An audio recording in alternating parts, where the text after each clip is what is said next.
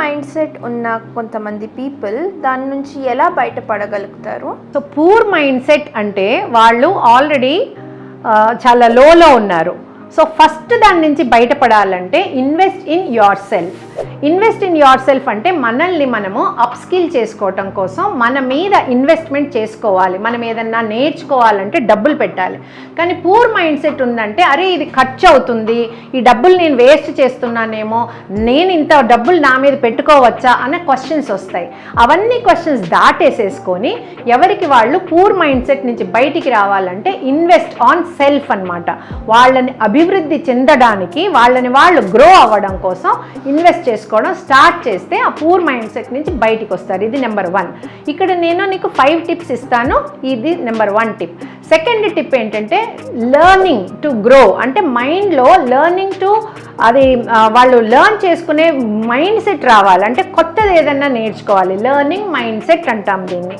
కొత్తది ఏదన్నా నేర్చుకోకపోతే డైనోసార్ లాగా ఎక్స్టింక్ట్ అయిపోతారు. అంటే దాని అర్థం ఏంటంటే పాత చింతకాయ పచ్చడి అంటాం కదా, ఆ రకంగా పాత ఆలోచనలతోటే ఉంటారు. ప్రస్తుతం ట్రెండ్ మారుతుంది, గ్లోబల్లీ అన్నీ మారుతున్నాయి, డైనమిక్గా మారుతున్నప్పుడు మనం కూడా అందులో ఉండాలి. అంటే లెర్నింగ్ మైండ్ సెట్ వృద్ధి చెందడానికి పనికొస్తుంది అనమాట. Second one. థర్డ్ పాయింట్ ఏంటంటే వృధా ఖర్చులు మానుకోవాలి. అంటే wasting money on bad habits. ఏదన్నా వాళ్ళకి బ్యాడ్ హ్యాబిట్స్ వాళ్ళకి తెలుసు ఏంటి బ్యాడ్ హ్యాబిట్స్ అనేది. ఈ బ్యాడ్ హ్యాబిట్స్ అనేది దాని గురించి వాళ్ళు తెలుసుకొని అది స్టాప్ చేస్తే అప్పుడు పూర్ మైండ్ సెట్ నుంచి బయటికి వస్తారు.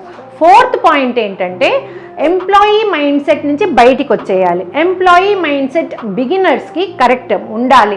అంటే వాళ్ళు కష్టపడిన దానికి ఎంప్లాయీ మైండ్ సెట్లో బాస్ ఇచ్చిన వర్క్ని డెలివర్ చేస్తూ ఉంటారు. ఇది వర్క్ కల్చర్ తెలుసుకోవడానికి బిగినింగ్లో మంచిదే. కానీ పోను దానికి హ్యాబిట్ అయిపోతే చాలా రిలాక్స్ అయిపోయి దాన్ని లెథార్జీగా తీసుకుంటారు. తర్వాత అబ్బా నాకు ఇంకేముంది అనుకుంటారు. దీని నుంచి బయటికి రావాలంటే బిజినెస్ మైండ్ సెట్ రావాలి. ఫస్ట్ ఎంప్లాయీ మైండ్ సెట్ ఉన్నా కానీ మైండ్ సెట్ బిజినెస్ మైండ్ సెట్కి తెచ్చుకోవడం కోసం మన దగ్గర ఏం స్కిల్ ఉంది, మనం ఏం నేర్చుకున్నాము, వేరే వాళ్ళకి ఏం చెప్పగలుగుతాం, అలాగ బిజినెస్ మైండ్ సెట్ వస్తే రేపొద్దున్న మీరు ఇంకొక 10 మందికి లేదా ఇంకో 100 మందికి ఉద్యోగం ఇచ్చేలాగా మీరు గ్రో అవ్వాలి. So change your mind set, అది బిజినెస్ మైండ్ సెట్కి. Then fifth one, passive income resources తెలుసుకోవాలి. ఇప్పుడు వాళ్ళు ఏంటంటే మనకి కోవిడ్ నేర్పించింది ఒక సింగిల్ ఇన్కమ్తో సరిపోదు. సో మనకి వేరే మల్టిపుల్ సోర్సెస్ ఆఫ్ ఇన్కమ్ కావాలన్నమాట. సో ఆ మల్టిపుల్ సోర్సెస్ ఇన్కమ్కి ఏం చేయాలి, మన దగ్గర ఏం క్వాలిటీ ఉంది, ఏం స్కిల్ ఉంది, మనం ఏం చేయగలుగుతాం, వేరే వాళ్ళకి ఏం నేర్పించగలుగుతాం, ఇవన్నీ కనుక మనం ఆలోచించి దానికి తగ్గట్టుగా బుక్స్ రాయటమో, కోర్సెస్ క్రియేట్ చేయటమో, వేరే వాళ్ళకి చెప్పి దాని రకంగా ఎనర్జీ ఎక్స్చేంజ్ డబ్బులు సంపాదించటమో చేస్తే వేరే multiple sources of income create అవుతాయి. వన్ సింగిల్ ఇన్కమ్ సరిపోదు. సో వేరే మల్టిపుల్ సోర్సెస్ ఆఫ్ ఇన్కమ్ చేస్తే ఇది 5th పాయింట్. ఈ రకంగా పూర్ మైండ్ సెట్ నుంచి గ్రోత్ మైండ్ సెట్కి వస్తారనమాట.